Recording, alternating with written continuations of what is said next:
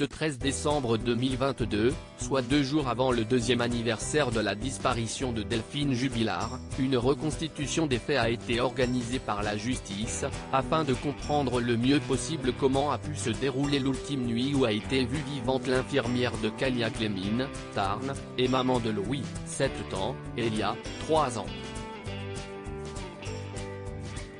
Aucune scène de crime et aucun corps n'ont été retrouvés pour l'heure, mais pour l'accusation, beaucoup d'éléments sont à charge sur Cédric Jubilard, père des enfants de la victime et avec qui elle était sur le point de divorcer. Elle espérait même s'installer avec son amant.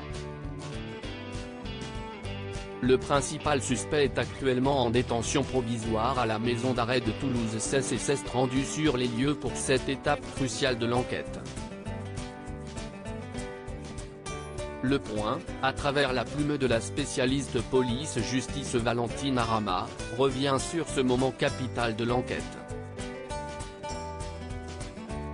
Maître Pressec, qui défend une des cousines proches de Delphine Jubilard, fait une remarque très forte et parle même d'un moment de vérité. Quand Cédric Jubilard est arrivé devant la maison, il a blêmi, presque chancelé.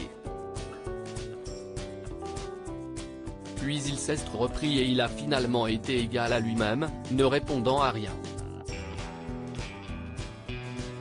Car, quand ça ne l'arrange pas, il ne se souvient pas. Mais cette reconstitution a permis de constater que les éléments qui pèsent contre lui sont solides et nombreux. L'avocat de l'oncle et de la tante de Delphine Jubilard, Maître Batik, estime de son côté que Cédric Jubilard n'a apporté aucune explication convaincante sur les déclarations de Louis, sur les lunettes fracassées et retrouvées éparpillées.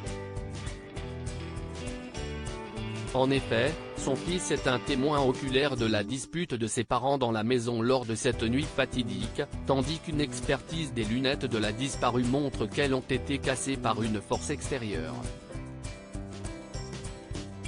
Si les photographes ont été interdits sur les lieux de la reconstitution, notamment pour éviter que fuitent des images choquantes comme il y a pu en avoir pour l'affaire Daval, l'homme de loi souligne l'attitude du prisonnier, stoïque et impassible devant les éléments qui lui étaient présentés.